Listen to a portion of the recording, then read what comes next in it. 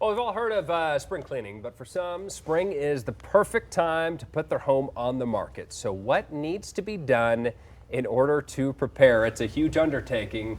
Joining us this morning with everything that you need to know to list your home are a few members of the Talbot Team with the local real estate agency. And good morning, guys. Thank you so much for being here. Good morning.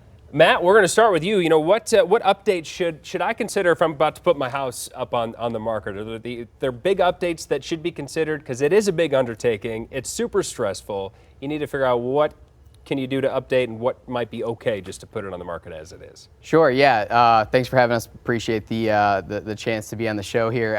When updating your home, it's important to look at first and foremost the small details, right? So neutral paint goes a long way. Everyone knows that. If you need to replace or clean the carpet, that goes a long way. It really gives a fresh update to it. When it comes to focal points of the house, you're looking at kitchen, primary suite bathrooms, then additional bathrooms. So buyers are always looking at those as focal points of the houses. So looking into that and understanding that is going to be an important piece when making the decision of what to update. Now, if you're going to spend any real money, so if you're going to really invest into prepping your house for sale, making sure you talk to a real estate agent that the data supports whatever money you're putting into it will go a really long way. That way you're spending money properly. And a lot of times, I mean, it's all about time and money, really, because you're like, okay, do I have the money to put into a whole new kitchen before I'm selling it? And maybe how do you decide if something is going to be worth the return of investment on, or if you should just go as is?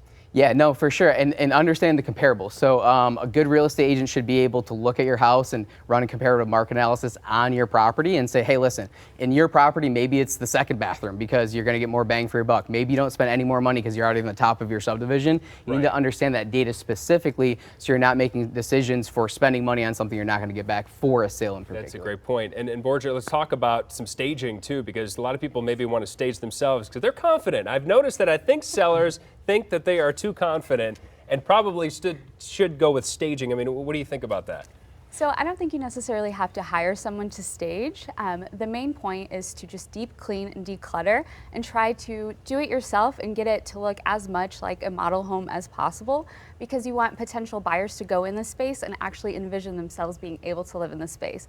So sometimes that's, removing photographs, children's artwork, things like that. Yeah, a lot of sellers, I think, like, well, they want to see my kids. It's like, no, I think they just want to picture themselves in there. Exactly. So is it just like the least amount of items is the best way to go as possible, you think? That is actually perfect. Okay. Yes. And Richard, let's talk about some from the buyer's standpoint here, too. I mean, how do you think that, what should buyers be considering this spring? Because the inventory should be going up typically this time of year, right? Ideally, yeah. Inventory usually goes up April through June. April through July is typically when inventory starts to peak. So there should be a lot more out there. It's been kind of sparse over the winter, so people haven't had a lot to look at.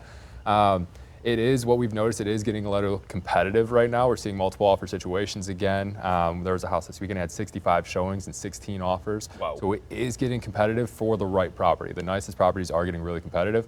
So from a buyer standpoint, you want to get creative with your offers. You want to have, as much savings as possible and maybe, get creative. Maybe take a little bit away from the down payment and add to an appraisal guarantee or something like that in the right situations. But then there are situations where you can negotiate the price down quite a bit. If a house has been sitting on the market for a couple of weeks, it hasn't sold, then you have a little bit of an opportunity there. So definitely get with a real estate professional if you're considering buying a house, someone that knows the market, someone that knows the inventory, and someone that can find different situations to get creative to not only win the house you want or potentially save you some money on the right opportunities. Well, I know this is going to be, it's about to get more and more busy for all three of you, I'm sure. Oh, as, more and more people are getting ready to put their house on the market. If people want to go for more information, Matt, where should people go to find more about you guys? Listingmi.com is our website. We're on all the social platforms. We're really big on Facebook, Matthew Talbot Realtor on Facebook.